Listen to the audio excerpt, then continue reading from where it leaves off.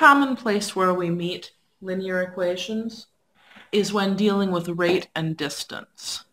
The first kind of rate and distance related problem that will often require us to set up a system is when two people are moving in opposite directions and either starting some distance apart and coming together, or starting in the same place and moving apart.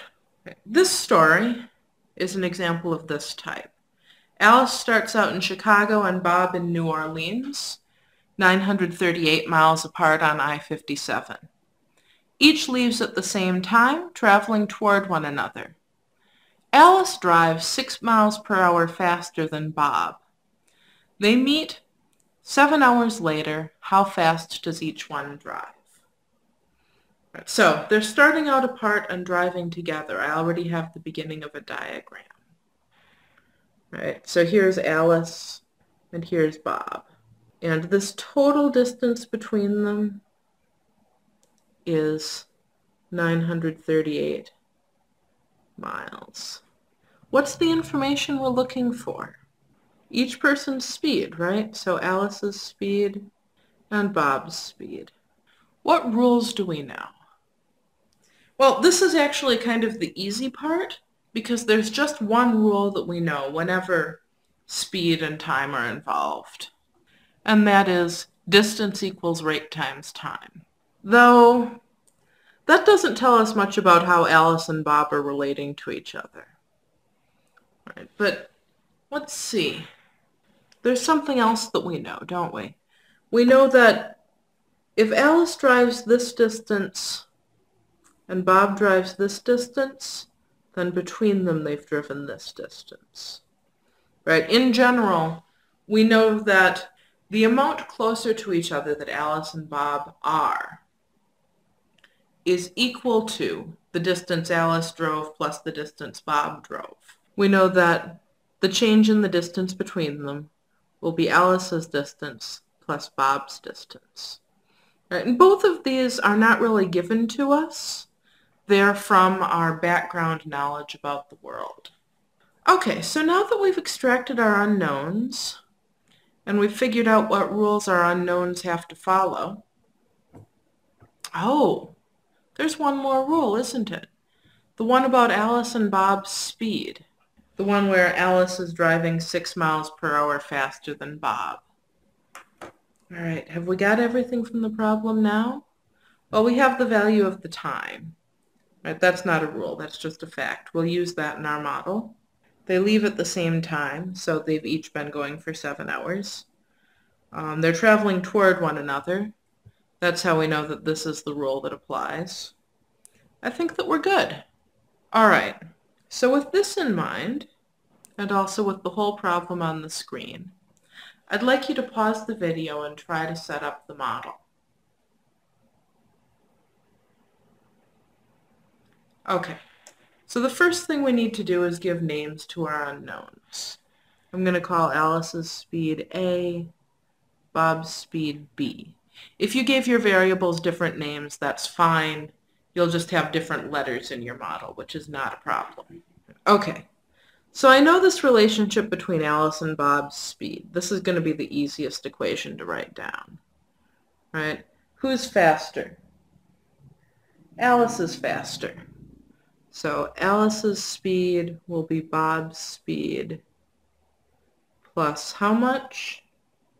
Plus 6. You could also have written this down as Bob's speed is Alice's speed minus 6.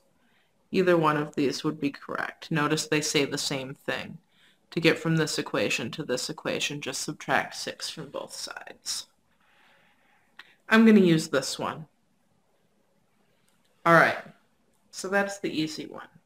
The other equation, well, the other equation is going to come from this rule.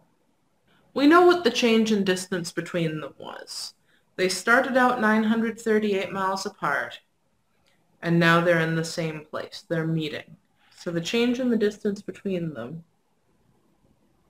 is 938 miles. Okay. How far did Alice go? She traveled at speed A for 7 hours. Rate times time. How far did Bob go?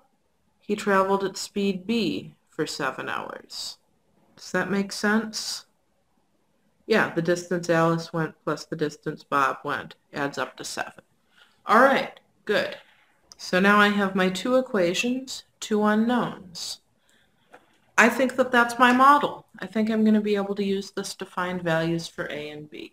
So let's see, what system are we going to use? I'm just going to copy this out and write things in a more typical way. It's normally we write 7A instead of A times 7, for example.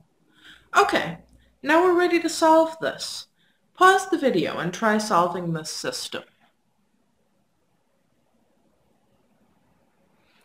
Okay, again, I think this is really well set up for substitution because this is in the form A equals something in B. In fact, you may have thought to solve this problem without introducing separate variables for A and B, which would also be correct. We've got 938 equals 7 times this thing that's equal to A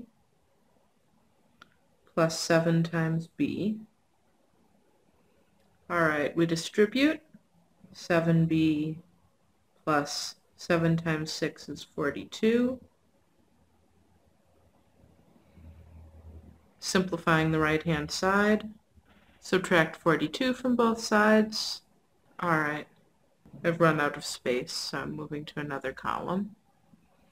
Divide both sides by 14, and we get Bob's speed is 64. Alice, A is B plus 6. A is 70. All right. So let's take this back up and answer our question. Alice's speed is A, Bob's speed is B. The answer to our question, Alice drives 70 miles per hour, Bob drives 64 miles per hour. Does that answer make sense? Well, they're driving on the highway. All right, Bob doing 64 sounds pretty good.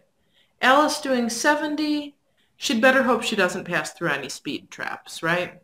But looks pretty good. These are reasonable highway speeds.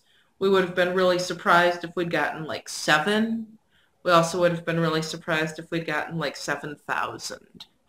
Now, there's something about our understand the problem step that I want to call your attention to.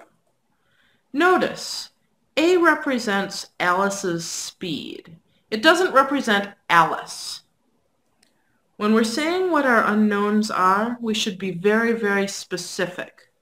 We should describe them in ways that are things that describe a number.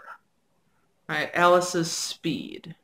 It could be Alice's distance traveled could be an unknown. But just Alice can't be one of our unknowns. Our unknowns have to be things that can be numbers.